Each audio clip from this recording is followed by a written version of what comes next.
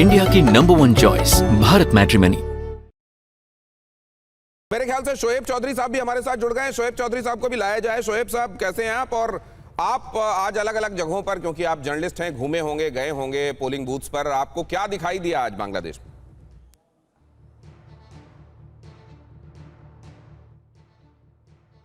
हाँ, मैंने सुबह से जब 7 बजे वोटिंग शुरू हुआ उसी वक्त से मैं पोलिंग स्टेशंस में थे और बहुत सारे पोलिंग स्टेशंस में ढाका सिटी में हम लोग घूमे हैं। सो वोटिंग स्टेशन की जो एटमॉस्फेयर है कि लोग जा रहे हैं वोट देने के लिए और लोगों के दिल में एक तरीके की एक्साइटमेंट भी है, पर्टिकुलरली कि इतने 2 साल में फिर से एक चुनाव हो रहा है। और लोग तो ये पिछले 18 महीने यूनूस की जो जो तोड़फोड़ चल रही है इसके वजह से लोग बिल्कुल ही फ्रस्ट्रेटेड है। लोग चाहते हैं कि एक इलेक्टेड सरकार आ जाए और यूनूस की ये जो तानाशाही ये विदा हो जाए। और ये खासतौर से जेन जी और महिलाएं, इनका रुख क्या दिखाई दिया आपको? ये जो नई वोटर्स है जिसको हम लोग जेन जी कहते हैं, यंग पास या जो महिलाएं जो वोट दे रहे, बेसिकली जेन जी। मैंने जेन जीओ से बात की और मैंने पूछा कि आपकी जो पार्टी है नेशनल सिटीजन पार्टी, इसको आप वोट देंगे? बिल्कुल ही उन्होंने कहा नहीं, हम लोग ये एनसीपी को वोट नहीं देंगे इसके लिए कि एनसीपी ये जमाती है, जमात इस्लामी है और इसको हम लोग वोट नहीं देंगे कि हमारे देश को बर्बाद की, हमारे पढ़ाई लिखाई, विदेश में पढ़ाई लिखाई की जो अपॉर्चुनिटी को बंद करवाया, ये सब की वजह से यही रिस्पॉन्सिबल है। इसके वजह से हम लोग इसको वोट नहीं देंगे। अब मैं दोबारा आपके पास आऊं अगले स्पेल से पहले एक बात और बताइए कि रेडिकल एलिमेंट्स, उनका क्या इन्फ्लुएंस दिखाई दिया? कट्टरपंथ या जो जिसको कह लें कि पाकिस्तान के इशारे पर चीजें चलने वाली जो बातें हो रही थी, वो क्या आपको चुनावों में दिखाई दी क्या? इस साल के इलेक्शन की सबसे जो इम्पोर्टेंट फाइट है कि मैंने जो देखा कि लोगों के दिल में एक गुस्सा है कट्टरपंथियों के ऊपर और इस्लामियों के ऊपर, जिहादियों के ऊपर। और ये एटमॉस्फेयर है, लोग चाहते हैं कि इस्लामी को विदाई करे ये तख्ते से, क्योंकि अभी तो 18 महीना इस्लामी थे तख्ते पे बैठे हैं और लोग चाहते हैं कि नहीं, अभी इनाफिस तो शोएब साहब का नजरिया है कि रेडिकल अप्रोचेस को खारिज किया गया है इन चुनावों के दौरान। ऐसा हुआ है या नहीं हुआ है, ये तो रिजल्ट्स बता देंगे। शुमेला भी हमारे साथ जुड़ गई हैं, आरजू काजमी जी भी हमारे साथ हैं। पाकिस्तान के इन्फ्लुएंस में इस समय बांग्लादेश है, और अगर बांग्लादेश है तो फिर चुनावों के दौरान भी उसका कहीं ना कहीं किसी ना किसी तरीके से स्टेक और इन्फ्लुएंस ना हो, इससे इनकार आप नहीं कर सकते, होगा ही होगा। आरजू काजमी जी, इसको लेकर वहां क्या समझा जा रहा है, वहां की मीडिया कैसे इंटरप्रेट कर रही है इसको? देखें, बिल्कुल पाकिस्तान से काफ़ी मीडिया पर्सन्स जो हैं वो एक तरह से गए हैं बांग्लादेश में कवर करने के लिए इलेक्शंस को, और यही समझा जा रहा है कि जो भी नई गवर्नमेंट आएगी पाकिस्तान के, उसके साथ टर्म्स अच्छे होंगे, क्योंकि जो भी आए, लेकिन जो पहले गवर्नमेंट थी यानी कि शेख हसीना के सपोर्टर्स वो नहीं आ पाएंगे, ऐसा एक तासुर यहाँ पर लिया जा रहा है। क्योंकि लग यही रहा है कि जो कोई नई गवर्नमेंट आएगी वो शेख हसीना वाले इन्फ्लुएंस के साथ नहीं आ पाएगी। तो इसलिए पाकिस्तान जो है वो, जैसे अभी आपने क्रिकेट में भी देखा कि हम बिला वजह ही, लेकिन हम बहरहाल खड़े हो गए बांग्लादेश के साथ। तो यही अब समझा जा रहा है कि जो नई गवर्नमेंट आएगी उसके साथ हमारे टर्म्स अच्छे होंगे, और अगर हमारे टर्म्स अच्छे होंगे तो डेफिनेटली भारत के अच्छे नहीं होंगे। और इसीलिए इस चीज़ को जो है काफ़ी गौर से देखा जा रहा है, कवर किया जा रहा है। बहुत सारे जर्नलिस्ट यहाँ से जो है इस वक्त बांग्लादेश में मौजूद है पाकिस्तान के।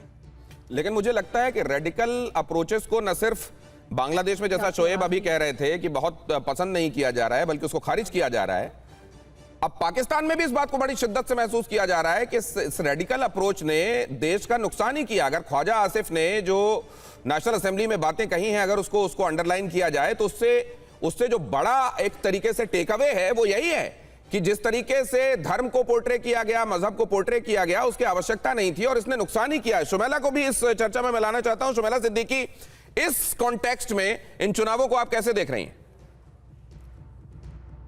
सबसे पहले तो मैं आपको कहना चाहूंगी कि पाकिस्तान के जो रवाबित इस वक्त भारत के साथ हैं वो बहुत ही कशीदगी की सूरत वो है अख्तियार कर चुके हैं। और भारत को बहुत ज्यादा इस चीज का सदमा है कि जो बांग्लादेश के साथ उन्होंने खतर में हमारे साथ किया और जिस तरह से उन्होंने हमारे साथ उसको अलग कर दिया, आज वो शर्मिंदा ताबीर हो गया और आज हम भारत का वो जिसे कहते हैं ना ख्वाब खत्म हो गया और हम लोग बांग्लादेश के साथ वापस वहां पे खड़े हैं। मुझे ऐसा लगता है, पाकिस्तान को भी ऐसा लगता है, हमारा उनके चुनाव को लेके, उनके इलेक्शंस को लेके इन्फ्लुएंस नहीं है, या लेकिन हम उस पे ये जरूर कहेंगे कि वो पाकिस्तान के साथ खड़े हैं और हम भी उनके साथ खड़े हैं। जैसे क्रिकेट को लेके हम लोगों ने उनका साथ दिया और उनको उनके साथ एक स्टैंड लिया जो कि एक बहुत बड़ा स्टैंड था, और मोहसिन नकवी ने, हमारे प्राइम मिनिस्टर ने, ठीक है चीजें रिवाइज हुई, हमारी शर्तों पे दोबारा से वो चीजें खेली जा रही हैं, लेकिन इस वक्त इलेक्शन के हवाले से इंशाल्लाह ताला जो भी गवर्नमेंट आएगी वो इस खित्ते के अमन के लिए बेहतरी लेकर आएगी। जो खित्ते के लिए इस टाइम खतरा भारत बना हुआ है उसको जो है ना वो एक बहुत बुरी शटअप कॉल मिलने वाली है। तो सुमैला, जब आप कह रही हैं कि कशीदगी जो है वो बढ़ी हुई है और जब आप कह रही हैं कि सदमा लगा हुआ है और ये सदमा बढ़ गया है, तो मुझे लगता है वो सदमा आज तक कायम है 71-72 वाला। वो इस लिहाज से कायम है कि वो जो आपका पूर्वी हिस्सा था वो एक अलग देश है और ये रियलिटी आपको माननी पड़ेगी। और नहीं, मैं वही कह रहा हूं कि ये कॉन्सोलेशन प्राइज आप रखकर खुश रहें और आप यही माने कि हम सदमे में हैं, कोई समस्या नहीं है। लेकिन बांग्लादेश इस बात को बहुत अच्छे से समझता है कि जिसके साथ उसकी इतनी लंबी सरहद लगती है, उस देश के साथ उसको कैसे रहना है। मुझे लगता है अगर ऐसा नहीं होता तो जमात भी इलेक्शंस के दौरान यह बात नहीं कह रही होती कि हमको इंडिया के साथ अपने रिलेशंस को बहुत अच्छा रखना है। डीके पांडे सर, इस बात को आपने भी अंडरलाइन किया। उस दौरान मैं कैंपेनिंग में देख रहा था कि न सिर्फ एक हिंदू को उन्होंने वहां पर टिकट भी दी, बल्कि जमात यह भी कह रहा था कि हमको भारत के साथ बड़े अच्छे रिश्ते चाहिए। ये जो ओपिनियन पाकिस्तान में वो तो हमने देखा अभी, जो शुमैला जिसको रिप्रेजेंट करती हैं, लेकिन एक्चुअलिटी क्या है बांग्लादेश में? देखिए, आप सही कह रहे हैं कि ये अब जब जमात जो है कहा जाता है कि वो एंटी इंडिया है और प्रो पाकिस्तानी है, देखिए इसमें कोई हर्ज नहीं है, उनका स्टांस है जैसे वो रखना चाहे। लेकिन अगर वो आते हैं सत्ता में तो निश्चित रूप से अपने पड़ोसी के साथ अगर संबंध उनके अच्छे नहीं होंगे तो बहुत मुश्किलात होंगी दोनों देशों के लिए। देखिए हम हमारी जो आर्थिक स्थिति है हम सर्वाइव कर सकते हैं, लेकिन बांग्लादेश क्या अफोर्ड कर सकता है, ये बहुत बड़ा प्रश्न चिन्ह है जिसका उत्तर उनको देना होगा।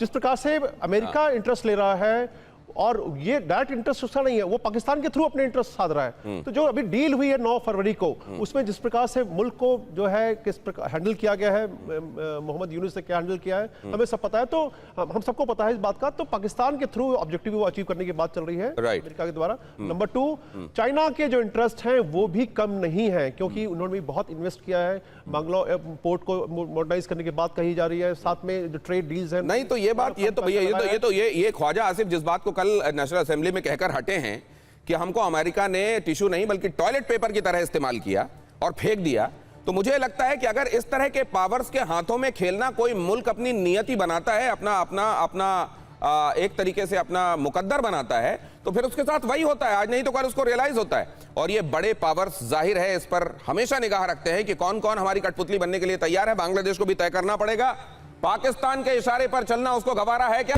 इंडिया की नंबर 1 चॉइस भारत मैट्रिमनी।